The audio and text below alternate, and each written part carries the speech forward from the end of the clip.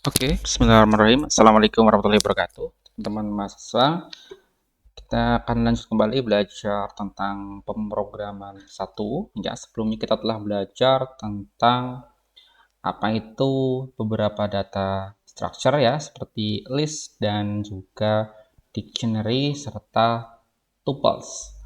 Teman-teman juga sudah mempraktekkan pada Google Colab ya.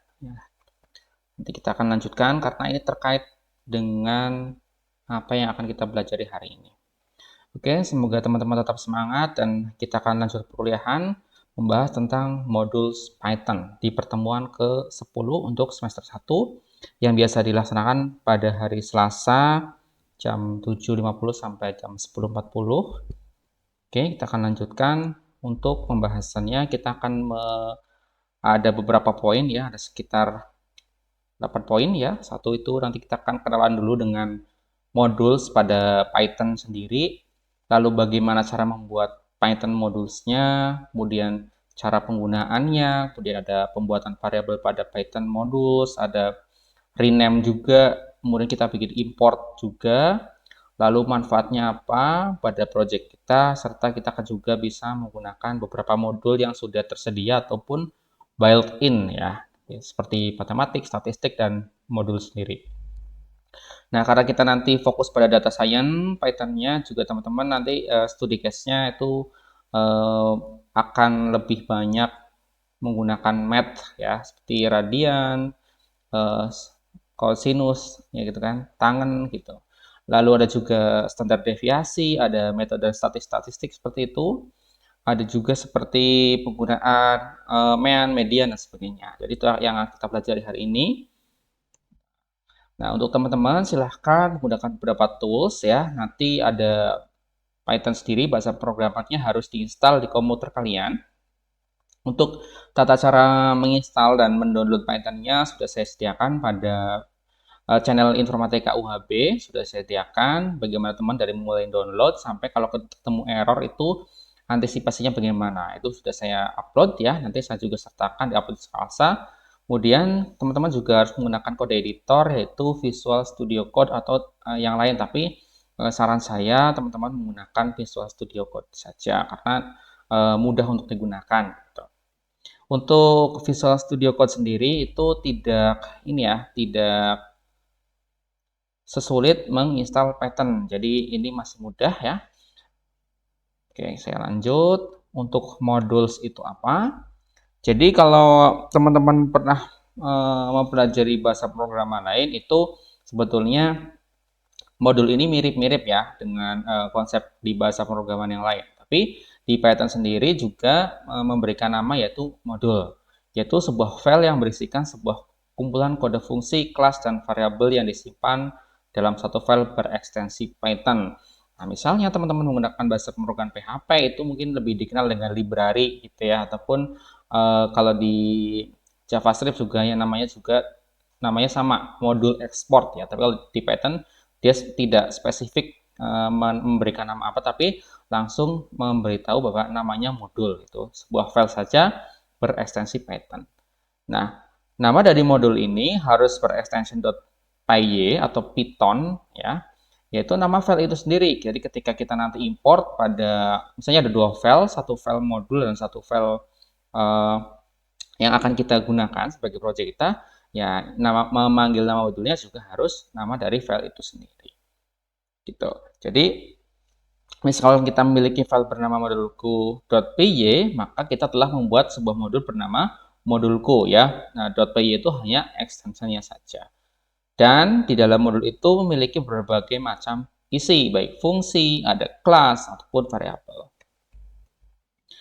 Nah, setiap modul itu memiliki tabel simbol pribadi sendiri gitu ya, yang digunakan sebagai tabel simbol global oleh semua fungsi yang didefinisikan dalam modul.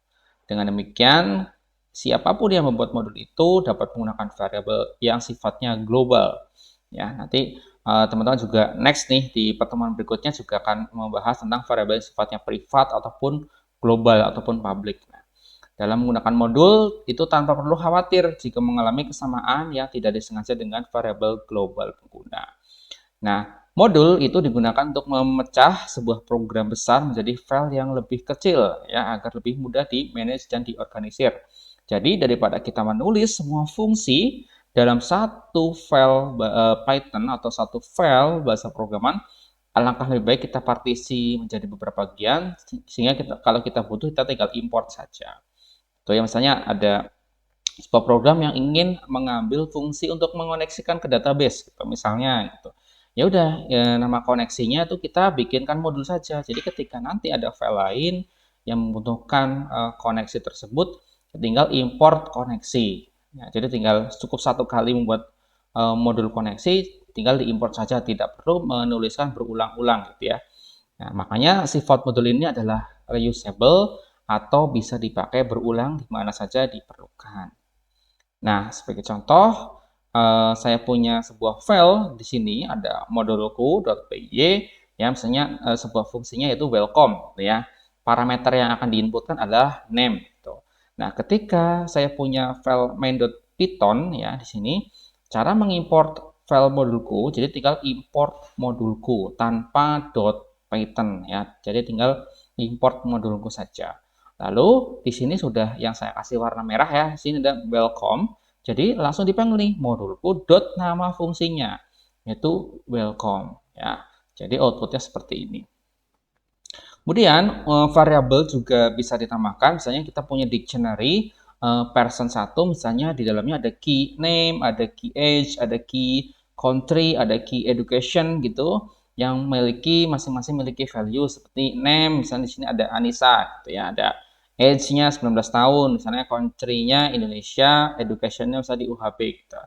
Lalu ketika kita panggil di file main.python, kita tinggal import modulku, ini nama filenya, modulku.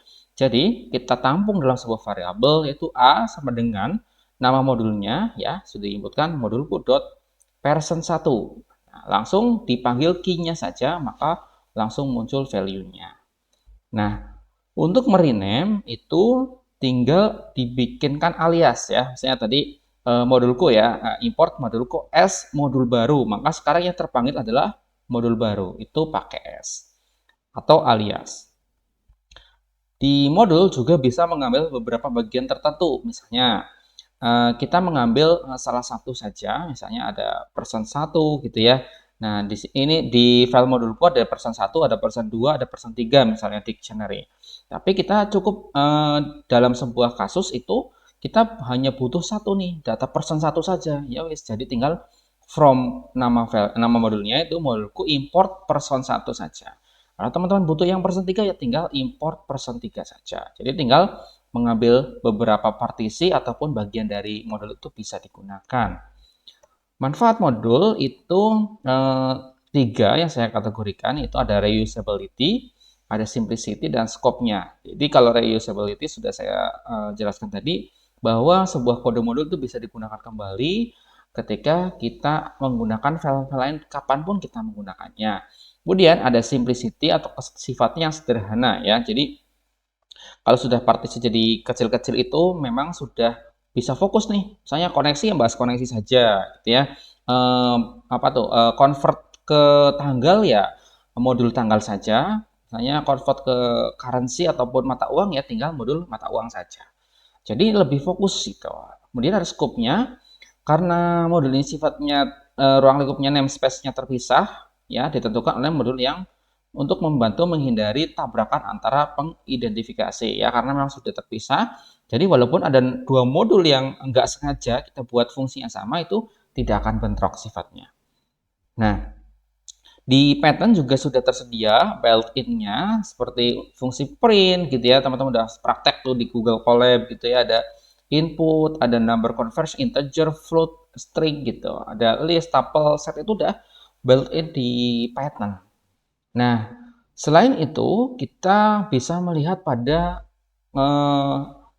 interpreternya ya. Di Python juga punya konsol sendiri ya, seperti command prompt itu tinggal help dalam kurung kutip modus, nanti muncul semua modulnya seperti ini. Ya, lalu kita akan menggunakan beberapa contoh-contoh penggunaan fungsi-fungsi yang sifatnya built-in seperti trigonometry, representation, ada logarithmic gitu ya. ada angle conversion itu nanti kita pakai seperti ini ya, ada penggunaan beberapa modul matematika seperti pi gitu ya, ada ada radians, ada degrees gitu, ada juga sin, costan, dan beberapa metode statistik seperti mean, median, mode, dan standar deviasi. Oke, kita langsung praktekkan menggunakan Visual Studio Code. Nah, teman-teman, sebelum itu teman-teman harus memiliki Visual Studio Code itu sendiri ya. Untuk itu teman-teman tinggal Visual Studio Code, tinggal download saja. Di sini ada Visual Studio IDE and Code Editor for Software Developer. Jadi pilih menu downloadnya di sini ya teman-teman. Lalu Visual Studio Code ya. Visual Studio Code. Nah, di sini ya, kode.visualstudio.com, tinggal diklik menu downloadnya saja di sini. Lalu teman-teman ada yang menggunakan Windows 7, ada yang menggunakan Windows 8 gitu ya, ada yang menggunakan Windows 10 atau 11, itu berarti pilih yang Windows. Tapi kalau teman-teman menggunakan Macintosh ataupun Linux juga sudah disediakan di sini. Nah, kemudian di sini ada pilih yang user installer saja, pilih yang bitnya berapa ya, karena mayoritas sekarang rata-rata sudah 64 bit ya, pilih 64 bit, tapi kalau misalnya laptopnya masih menggunakan 32 bit ya, tinggal pilih yang 32 bit saja. Oke, tinggal diklik saja, nanti di sini nanti akan download ya di sini. Lalu selain itu tool yang harus disediakan adalah Python. Kenapa saya memisahkan instalasinya ya, karena biar videonya lebih ringkas gitu ya. Nah, ini mulai ke depan teman-teman akan menggunakan Python yang terinstall di lokal komputer kalian ya, karena sebenarnya mungkin Pak Anggit sudah menjelaskan Python tapi menggunakan Google Colab ya, jadi yang sifatnya online notebooknya. Nah, sekarang kita menggunakan Python yang sudah terinstall di komputer kalian. Oke, nanti link untuk instalasinya saya berikan juga di Scalsa juga ya teman-teman ya. Oke, saya anggap teman-teman sudah menginstal Python-nya dan juga sudah memiliki ataupun menginstal Visual Studio Code. Ya, bisa dicek di sini. Kalau saya tinggal cari saja di sini, tinggal Visual Studio Code. Nah, ini berarti sudah terinstall ya dengan baik. Dan kemudian Python-nya juga sudah terinstall dengan baik. Ya, teman-teman pastikan itu dulu dua. Kalau duanya sudah terinstall dengan baik, maka kita bisa melanjutkan pada bagian praktikumnya. Oke, untuk mempraktekannya saya akan menggunakan Visual Studio Code. Jadi silakan buat sebuah folder baru ya. Sebagai contoh saya buat folder di dalam folder UHB. Di sini ada praktikum ya. Lalu saya buat sebuah folder baru yaitu folder modul ya. Praktek modul gitu. Gini. Praktek modulnya sudah saya buat ya, teman-teman tinggal buka Visual Studio Code di sini. Ya, tinggal pilih file, lalu add folder to workspace, lalu cari teman-teman di mana kalian itu tadi membuat foldernya ya. Oke, praktikum, lalu ini praktek modul saya tambahkan, lalu ini pilih yes. Nah, sekarang klik ininya ya. Kalau nanti munculnya seperti ini, langsung klik yang Explorer atau Ctrl Shift E ya, Ctrl Shift E itu langsung muncul workspace seperti ini ya. Di sini ada muncul praktek modul seperti ini. Oke, kalau sudah berarti kita akan membuat sebuah contoh modul sederhana. Pilih yang di sini ada new file ya, modulku.python ini. Ya, nama modulnya adalah modulku, extensionnya .python atau .py gitu. Nah, sebagai contoh saya akan buat sebuah fungsi yaitu welcome. Welcome seperti ini yang sudah ada di materi PowerPoint ya, tadi sudah ada. Lalu untuk parameternya adalah nama gitu. Gini nama. Lalu kita coba print. Nah, ini modul built-in-nya. Print ini selamat datang gitu, selamat datang gitu. Namanya siapa? Gitu. Namanya adalah apa yang diinputkan nih, parameter ya, nama. Oke, kemudian selamat datang di perkuliahan pemrograman 1. Gitu ya. Oke. Sekarang kita sudah memiliki sebuah modul ya, yaitu modulku.python dan di dalamnya memiliki satu fungsi, yaitu fungsi welcome. Nah, bagaimanakah cara memanggil modul ini pada file lain? Sebagai contoh, saya buat satu lagi, yaitu main.py. Nah, main.py ini ingin mengambil fungsi welcome dari modulku.python. Caranya adalah kita tinggal import. Import, tinggal cari saja. Nah, modulku. Nah, ini sudah ada ya, langsung terdeteksi. Gini, import modulku. Lalu untuk memanggil welcome di sini ya, jadi tinggal modulku.welcome. Nah, di welcome ada parameter yang harus diinputkan, yaitu nama ya. Misalnya namanya siapa nih? Anissa gitu ya tadi ya, Anissa. Oke. Nah, untuk menjalankannya teman-teman tinggal pilih terminal, di sini new terminal. Oke, sekarang muncul ya, di sini sudah muncul sebagai terminal Visual Studio kalian. Nah, sekarang saya jalankan main.py. Python main.py. Enter, maka yang muncul pada konsol terminal kalian adalah selamat datang Anissa di perkuliahan pemrograman 1. Ya. Jadi sebagai kesimpulannya adalah pertama saya membuat sebuah modulku.py Python. Fungsinya adalah def, kemudian welcome, nama itu adalah nama yang diinputkan. Jadi nama ini akan ditempatkan pada sini teman-teman. Jadi selamat datang, namanya siapa di perkuliahan pemrograman 1. Jadi misalnya namanya John gitu ya, nanti juga selamat datang John di perkuliahan pemrograman 1. Oke. Nah, teman-teman juga harus paham bahwa untuk mengambil fungsi welcome ini harus mengimport gitu ya. Mengimport dulu, lalu tinggal memanggil welcome-nya. Modulku.welcome. Welcome dari mana? Dari sini. Dari modul.welcome. Itu contoh pertama. Ya, yang secara simpel seperti itu.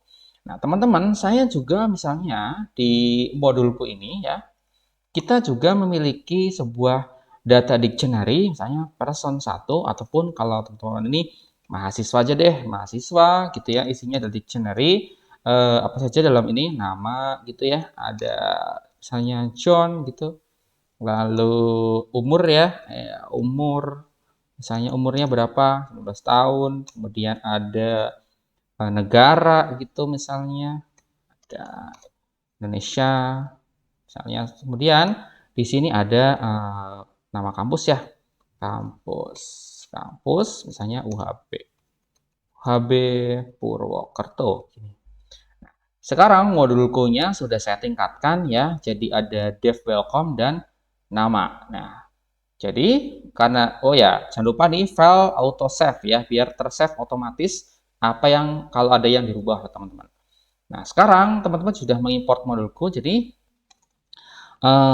tinggal memanggil si ini data mahasiswa biar muncul di yang tadi ya. Caranya adalah saya tampung dulu misalnya nama sama dengan modulku nah sudah muncul nama mahasiswanya, muncul ya di sini. Karena mahasiswa ini kenapa bisa muncul, karena sini sudah ada dua objek, yaitu welcome dan mahasiswa ya. Mahasiswa kita tinggal panggil key-nya ya. Dictionary kemarin di mata kuliah sebelumnya telah belajar dictionary, key-nya karena saya panggil nama John biar tampil berarti key-nya nama gini ya.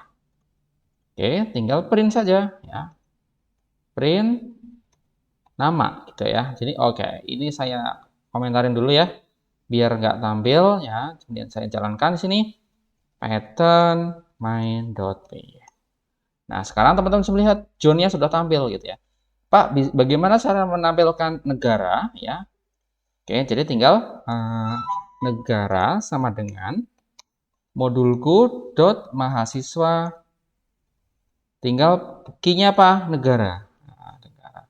Jadi nama ini kemudian saya pakai tanda ya, tanda plus ya, berasal dari, nah ini tinggal plus negara.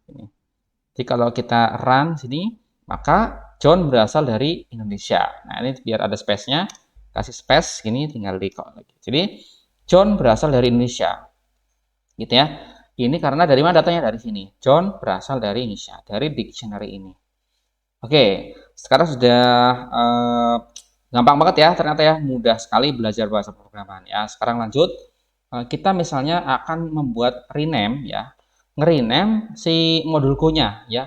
Jadi bisa juga nih modul Q-nya, wah ini kayaknya namanya ribet nih. Oke, saya ganti jadi pakai as ya, alias misalnya modul baru gitu. Nah, sekarang karena kita sudah membuat S gitu ya, modul baru, maka yang modul Q ini sudah tidak bisa berfungsi lagi. Oleh karena itu, yang di sini harus dijadikan modul baru semua. Modul baru semua gitu. Kemudian, nah, hasilnya adalah sama ya, teman-teman ya. John berasal dari Indonesia. Walaupun kita sudah membuat ataupun melakukan rename gitu ya, melakukan rename ya dengan nama modul baru. Nah, kita juga bisa mengambil salah satu bagian tertentu ya, teman-teman ya. Misalnya kita sebuah modul alias ya, kita coba mengambil bagian tertentu pada modulku itu. Caranya adalah seperti ini.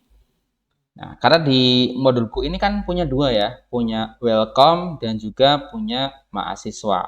Ya, jadi from modulku kita ambil yang ini aja, nama mahasiswa ya. Jadi import mahasiswanya. Nah, di sini sudah ada mahasiswanya saja yang kita ambil, tapi welcome-nya tidak kita ambil atau kita hanya mengambil salah satu data saja. Jadi tinggal kita tampung misalnya nama sama dengan mahasiswa ini lalu nama. Oke. Lalu kita print namanya. Print nama gitu ya. Jadi kalau kita enter maka nama John juga tampil ya, teman-teman ya. Di sini nama John juga tampil. Nah, bedanya teman-teman, kalau kita import tadi itu modul punya baik fungsi welcome, baik fungsi data mahasiswa itu tampil semua. Tapi kalau kita pakai from, itu berarti kita hanya mengambil salah satu bagian dari modul tersebut. Ya, seperti itu ya cara mengambil modul. Kemudian kita juga bisa membuat yang built-in modul ya, menggunakan built-in modul itu kalau teman-teman menggunakan Python ini di sini ada namanya Python apps-nya ya, di sini tinggal Python. Untuk melihat semua modul yang ada, berarti tinggal ketik help gini ya, kemudian ada modules. Ya, jadi kalau kita pakai konsolnya Python, kita enter saja, maka muncul semua jenis modul yang ada. Nah, di sini muncul ya. Gini. Nah, kita juga bisa menggunakan testing di sini ya, teman-teman ya. Misalnya import gitu ya. Import melt gitu. Oke, kemudian melt.p ya. Ini. Maka muncul ya PR kuadrat gitu misalnya 3,14. Ini juga bisa diimplementasikan di sini, teman-teman. Oke, saya buat file baru, misalnya baru.python. Ini kita import melt gitu, lalu a sama dengan melt.p gitu ya. Jadi kalau kita print a, maka kalau kita jalankan Python baru.python, maka hasilnya 3,14 gitu ya.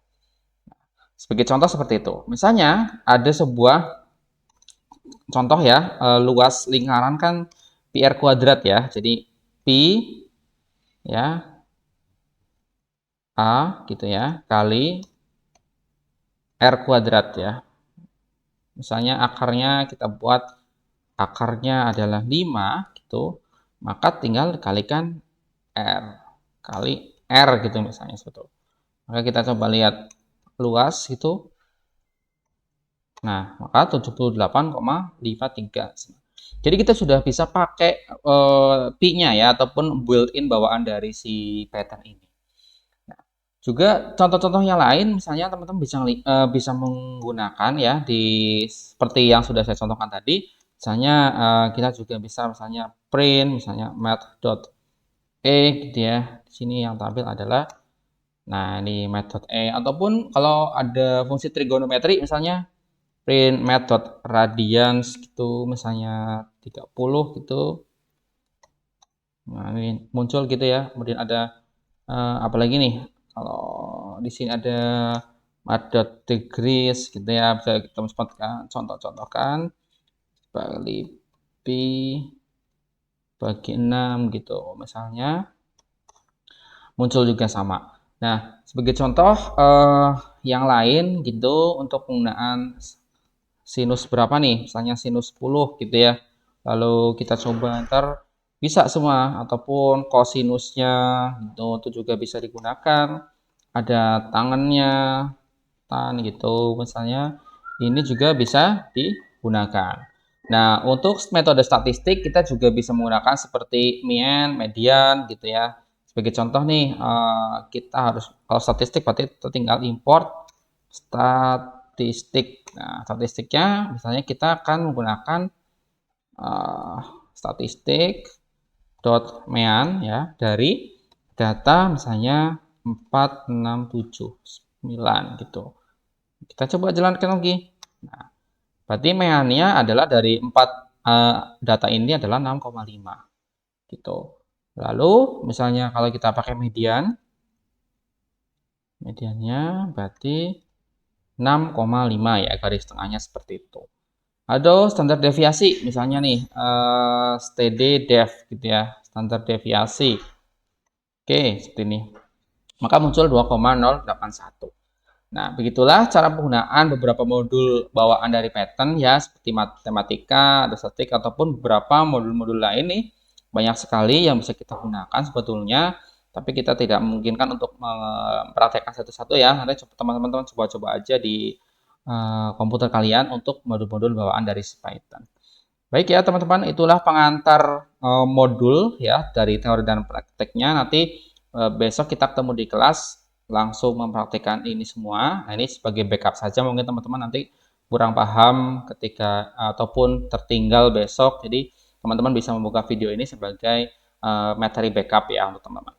Oke, saya rasa cukup ya untuk materi perkuliahan hari ini. Nah, teman-teman telah belajar modul, jadi ada satu peningkatan ilmu lagi dari metode dictionary dan juga tuples ya. Ini sudah masuk ke modus.